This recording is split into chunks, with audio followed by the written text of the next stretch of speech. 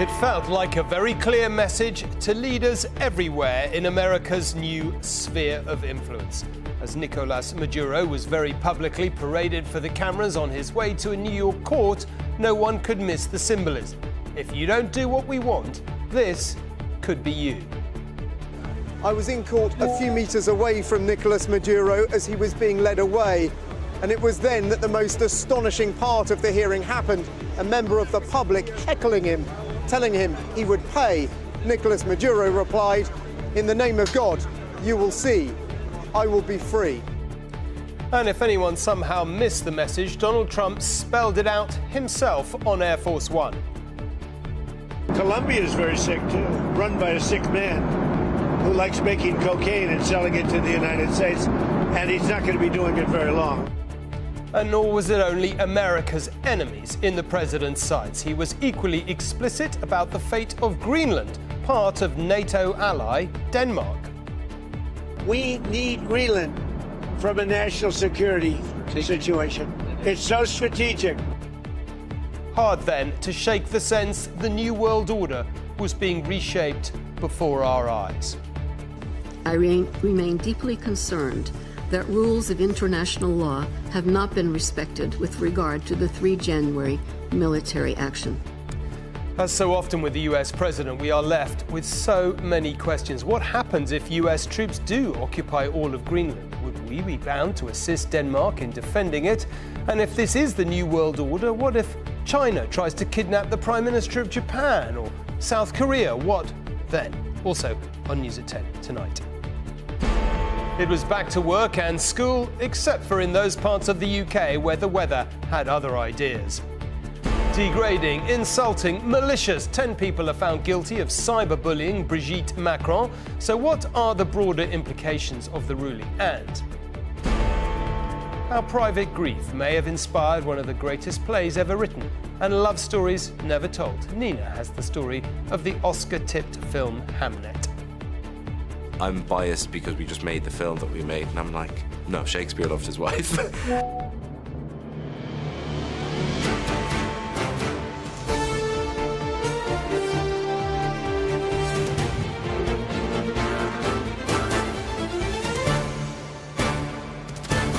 This is ITV News at 10 with Tom Bradby. Good evening. Of all the astonishing moments of this Trump presidency to date, few can rival the dramatic scenes as the sun rose over New York City. His hands bound and surrounded by armed guards, Venezuela's ousted president Nicolas Maduro was flown by helicopter, the Statue of Liberty looming in the background, as he headed to court. There, he and his wife faced the drugs charges used to justify the extraordinary US operation to pluck them from power. Unsurprisingly, they denied them all. Down the road of the UN, America's actions and what indeed they might mean for the rules of international law faced sharp criticism. Not that President Trump seems fazed. He's already suggested the days are numbered for leaders in Colombia and Cuba, and most worryingly for NATO allies, renewed his claim to Greenland, all adding fuel to the idea that the capture of Maduro is merely the start of a new wave of American imperialism. After his dramatic capture from Venezuela's presidential compound, it was almost as if the US authorities were flaunting Nicolas Maduro for the cameras. Crazy or what?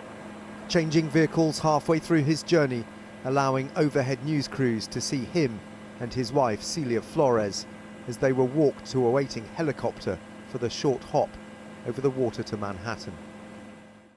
Inside, Maduro appeared at first startled as he entered the court, wishing everyone a happy new year, perhaps still digesting his radically altered fortunes.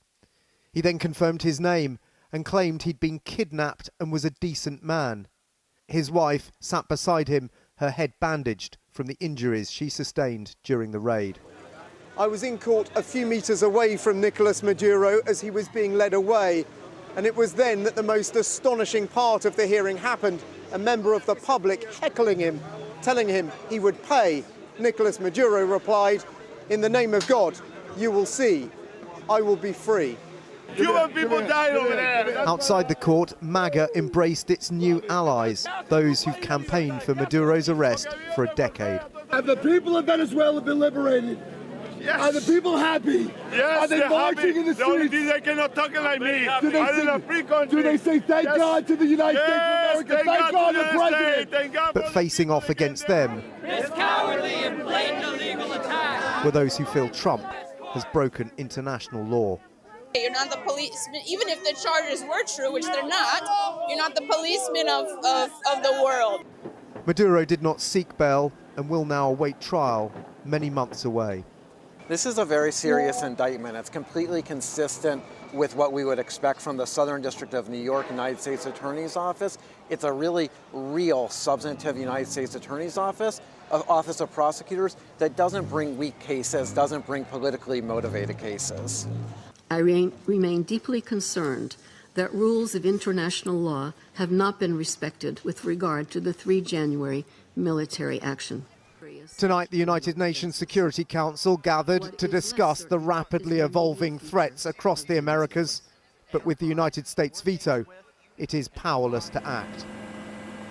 As nations across what the Trump administration views as its hemisphere nervously watch the fate of Nicolas Maduro and try to calculate what this most unpredictable of US leaders will do next. And Dan is in New York, where all of that, of course, unfolded today. Dan, I was very struck by the lawyer in your report there saying, actually, you know, this case from his perspective looks pretty solid. What have you made of it and of the chances of actually this turning into a conviction? Well, this is the 25-page indictment that's been released by the US authorities, and it offers some intriguing glimpses into the case that they will present against Nicolas Maduro. They say that he has issued diplomatic passports, for example, to drug smugglers. He's used planes with diplomatic cover to smuggle drugs. He has been involved in ordering beatings, kidnappings and murders. It says cargo ships with up to 20 tons of cocaine have been ordered to be headed ultimately towards the United States by him. It quotes meetings recorded by confidential Drug Enforcement Agency sources and phone intercept evidence as well. What struck me when he walked into court today was he seemed initially a little hesitant as he walked in and then started greeting everyone, saying Happy New Year to everyone, and then regained his confidence, I thought, as the charges were read to him, attempting to interrupt the judge, proclaiming his innocence. But the trial is still going to be a month away, and he will stand trial in front of a jury picked from New York, and there's no guarantee they will agree with the evidence presented in that dossier. OK, Dan, thank you very much indeed. Well, President Trump does not so far seem to have much of a plan for Venezuela itself. The Washington Post even reported today he didn't want to give power to the leader of the opposition because she should have turned down the Nobel Peace Prize that he believes belonged to him. It's clear, though, that the president feels emboldened by his move on Maduro. In fact, he's put the entire region on notice. A US op against Colombia's leader sounds good to me, he said.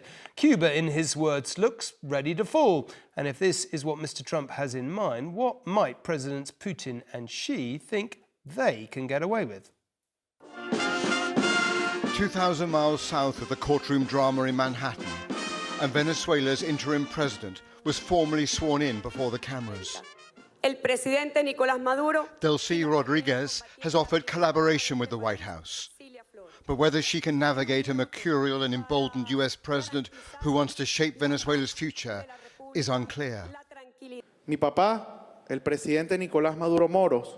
Nicolas Maduro's son told lawmakers in the National Assembly today that his father had been kidnapped by the Americans and that he was still the legitimate leader of the country.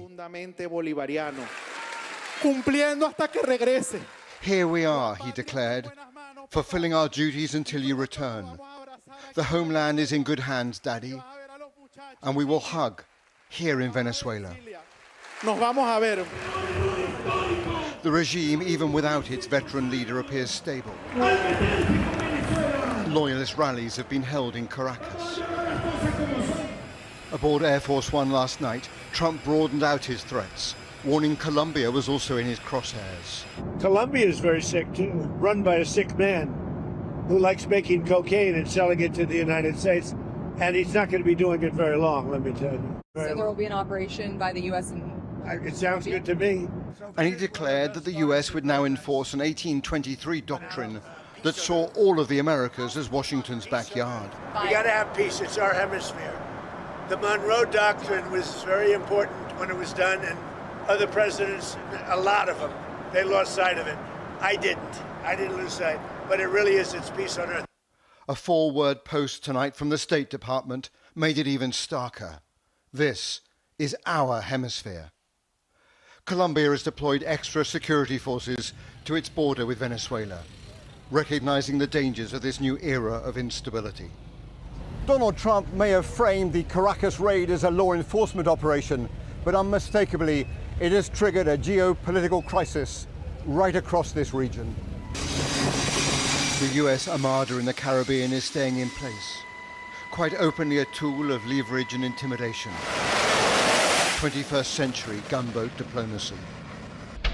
The raid that captured Maduro over the weekend has suddenly made countries from Colombia to Cuba realize they are living in an entirely new world. And Robert joins me now from Colombia. And Robert, in a way, you posed the question there yourself. Leaders in South America living in an entirely new world, the threat's not exactly subtle to them. What happens next?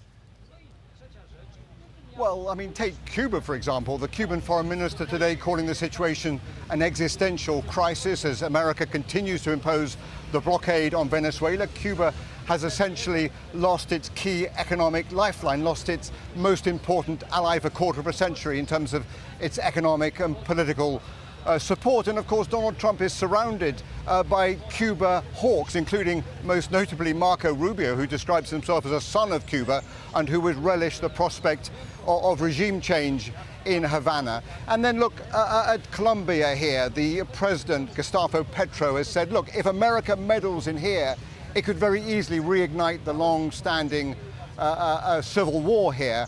And Tom, there are much more than just regional implications. There are global implications as well. If the United States believes it has the right to control the Western Hemisphere, as you have pointed out, then perhaps China will feel the right to control Asia and Russia the right to control Eastern Europe and the Caucasus. So what was portrayed and projected as this sort of narrow law enforcement operation has really quite profound global diplomatic implications as well.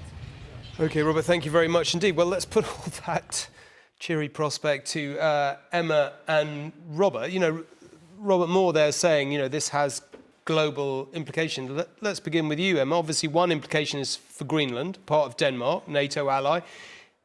I mean, is it reasonably conceivable the Americans would try and take it over? Would the Danes try and defend it? Would they ask for our help? What happens? Could they, would they, should Could they? Would they, should they? Are they going to? Let's look into the future. Let's try and break it down a little bit.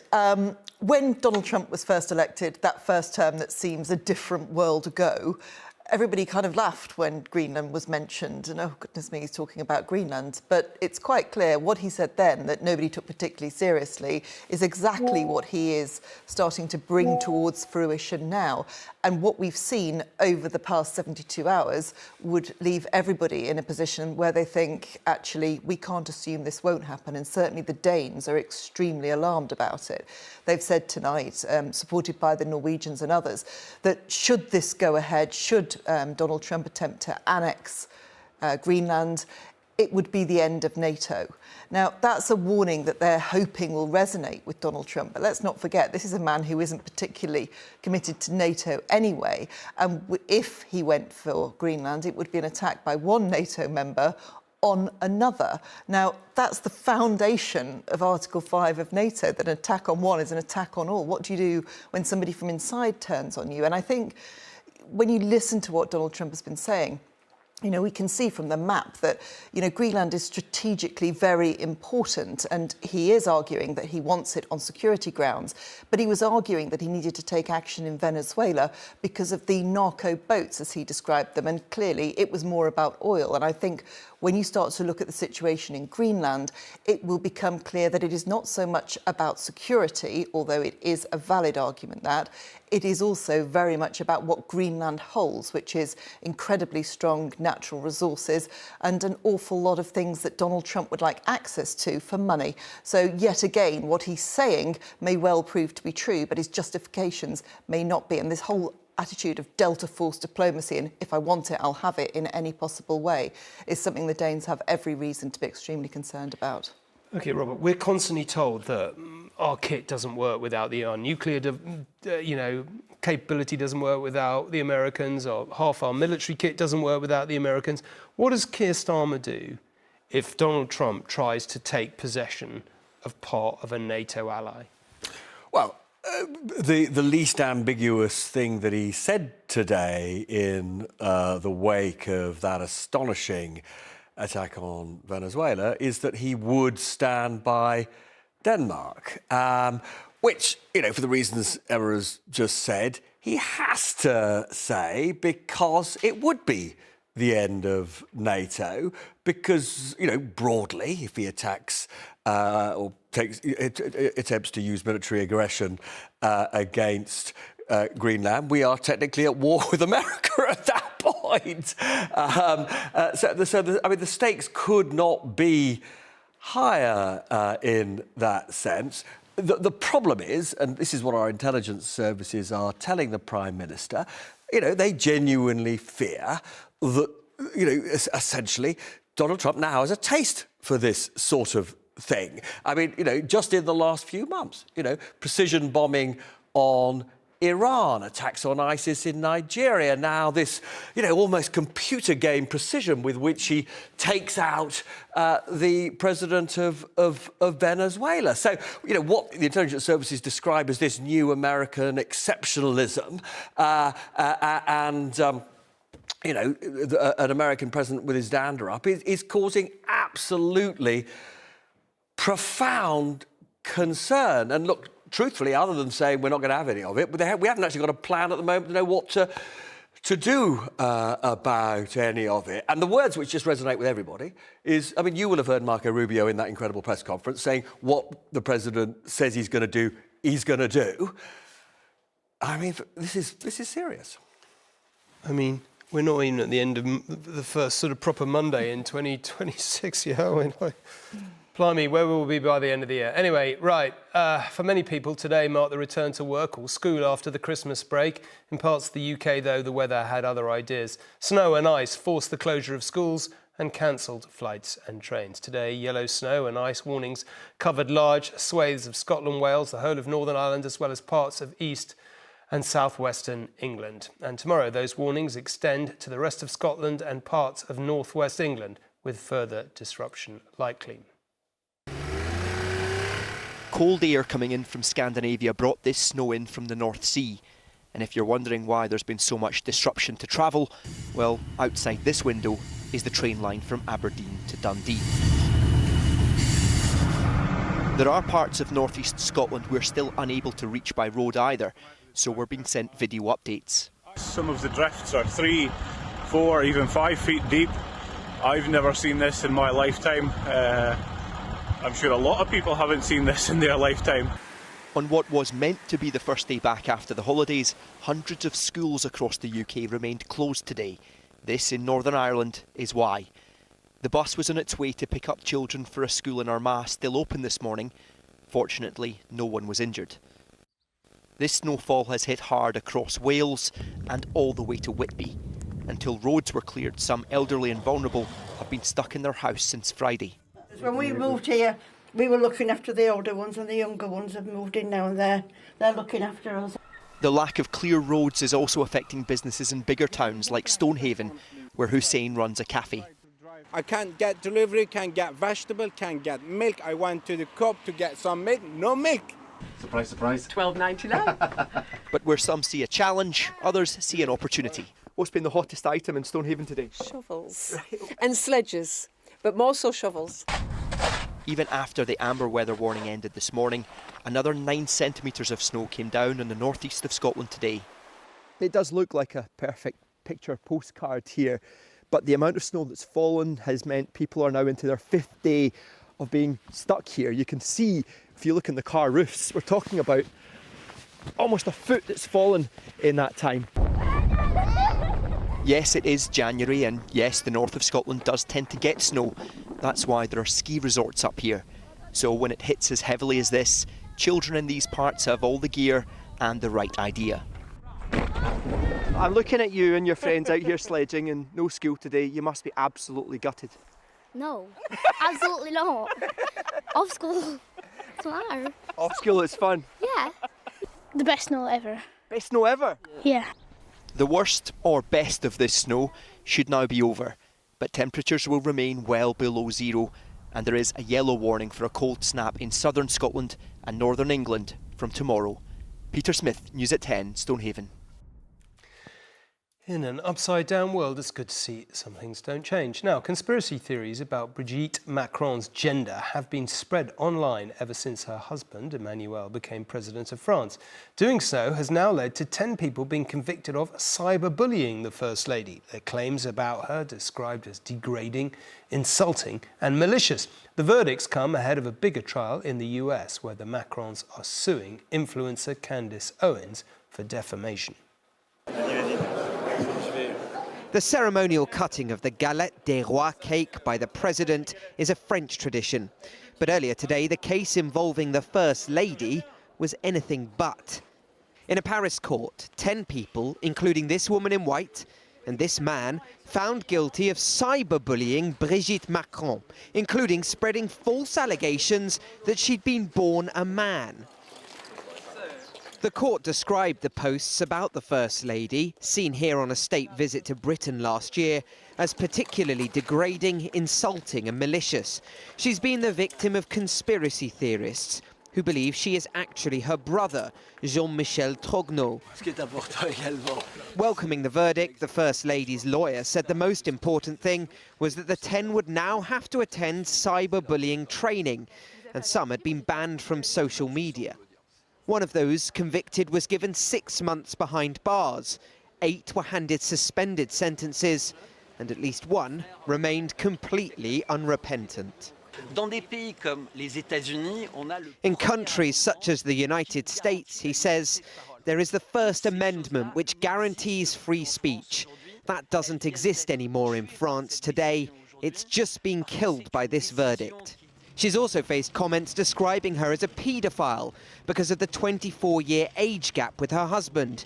Speaking to French television, she said she felt she had to set an example to help teenagers fighting against cyberbullying. The verdict comes before an upcoming and far higher profile trial in America. The life of Candace Owens, it works like this. I wake up, I stretch, I have a cup of coffee, and then I am served with a lawsuit. The Macrons have launched a defamation case against right-wing conspiracy theorist Candace Owens, and they've promised to provide scientific proof that Brigitte Macron is indeed a woman. Sam Holder, News at 10. Now, among those paying their respects at a Remembrance Sunday event in Llandudno in November was a Navy admiral, except the man in uniform wasn't what he appeared. Today's 65-year-old Jonathan Carley was fined £500 after admitting dressing as an admiral without permission. He told police he got the uniform as a cadet but had rear admiral rings added by a tailor and bought medals online. Carley even laid a wreath during the event. A judge told him he had disrespected the memories of the fallen. When Ruben Amorim spoke to the media after Manchester United's draw at Leeds yesterday, he effectively delivered an ultimatum to the club's hierarchy. Back me or sack me. Well, less than 24 hours on, there was a definitive answer, with the Portuguese shown the door after just 14 months in charge. Appointing Amorim was the first big call of co-owner Sir Jim Ratcliffe's tenure. All eyes are now on their next pick for what seems to many something of an impossible job. Ruben Amorim was all smiles, maybe even a little relieved this afternoon, accompanying his wife on a bracing stroll. Good luck with everything, yeah? Unlike the football club that has just got rid of him, he now has plenty of time to decide what next. From his very first day in the job, Amorim wore his heart on his sleeve, once even calling his United team the worst ever. But that honesty caught up with him yesterday, almost as if he knew what lay ahead. I came here to be the manager of Manchester United, not to be the coach of Manchester United. And that is clear. I'm not going to quit. I will do my job until other guy is coming here to replace me. Outside Old Trafford, they seem fairly relaxed by yet another false dawn. I've not been impressed with his interviews and stuff like that, mate. So yeah, I don't think he was the right man for the job, to be honest, from the start. If we just keep recycling managers over and over again, we're going to have the same result. I think you should have at least given him to the end of the season. While the club insists the decision to sack Amorim was purely performance-related, sources have told ITV News he'd recently become more emotional about feedback he was receiving. Interpreted another way, that could suggest Amorim was angry at criticism from the club's hierarchy. And now Jared Gillett blows the full-time whistle. United finished a lowly 15th in the Premier League last season, but currently they sit in 6th, only 3 points behind champions Liverpool in 4th. Maresca at Chelsea and now Amorim at Man United have spoken out against the hierarchy and have been sacked immediately. So it tells you that's not the right thing to do. But what I would say is that his record is actually the worst of any manager at Manchester United post Sir Alex Ferguson. Few predicted that 13 years and 10 managers later, the achievements of Sir Alex would continue to haunt this great club. Steve Scott, News at 10, Old Trafford. And Ruben Amorim wasn't the only manager to lose his job today. Defending Scottish champions Celtic sacked Wilfried Nancy after just 33 days in charge. The Frenchman lost 6 of his last 8 games. Martin O'Neill will return again to lead the club for the rest of the season. And finally, it's that time of year when Hollywood is abuzz with Oscars speculation. One of the big bets to go well is Hamnet, which tells the largely unknown story of William Shakespeare and his wife and children, and indeed how the private grief of the loss of their son inspired arguably the greatest work the bard gave the world, Hamlet. Meet the Shakespeares, a loving family of 5, about whose lives we actually know very little. I'll miss you. Hamnet, based on the best-selling book by Maggie O'Farrell, imagines the backstory of the death of William Shakespeare's son and its impact, leading, the story goes, to him writing Hamlet. And though some historians suggest that Shakespeare and his wife lived separate lives and that he abandoned her and their 3 children in Stratford-upon-Avon while he went off to make his career in London, the actor playing the bard is having none of it. Yeah, there's this whole nonsensical theory, in my opinion, of like them being like at odds with each other and that he was like, that he didn't love her. And look, I'm biased because we just made the film that we made and I'm like, no, Shakespeare loved his wife. And I'm sure that he was up to no good in London as well. But it's all of those things are not for us to judge, I don't think. It's like so inspiring to be in this room. The British film is an Oscars favourite, its lead actress Jessie Buckley winning at last night's Critics' Choice Awards. Helmed by Chloe Zhao, one of only 3 women to have ever won a Best Director Oscar. In London, working with your father. It seems apt that this film gives a platform to wife and mother Agnes Hathaway. Actually, we don't know really very much at all about Mrs. Shakespeare, do we? It must have been difficult to film. Yes. Pretty difficult, but she did. I don't remember it being difficult. Yeah, I was, of course, I was scared. I mean, with absolute respect of what this incredible woman and mother has to go through and what that kind of grief is to lose a child, with utter respect, I was like, I got to go wherever I need to go. And it's a privilege to be asked to tell this story, and I want to tell it as honestly and bravely and humanly as I can understand. You must be so gratified at how well received the film has been. The reason why we felt it was difficult at times is because we felt so much love, you know, and then so you cracked open for however months, and then if no one else is feeling it afterwards, it would be a bit mad. Agnes? Hello. That audiences are feeling it is obvious. Nina Nanar, News at 10. And that is it on only Monday the 5th. What will 2026 have in store for all of us? That's it for now, though. Good night. Thanks for watching.